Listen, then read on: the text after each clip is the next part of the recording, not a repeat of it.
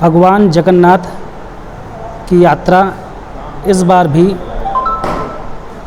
बिना किसी बैंड बाजे घोड़ा गाड़ी के धूमधाम से निकली। साथ में बलभद्र और देवी सुभद्रा जी मौजूद थे। ओडिशा के पुरी में भगवान जगन्नाथ की यात्रा निकाली जा रही है।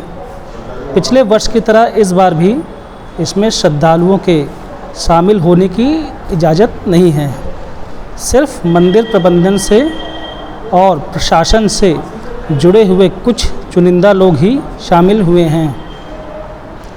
यात्रा में के दौरान आसपास के इलाकों में कर्फ्यू लगा दिया गया है ताकि इसमें अत्यधिक भीड़ इकट्ठा ना हो सके।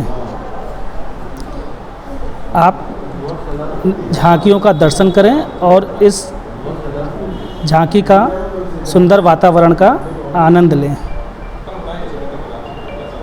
धन्यवाद।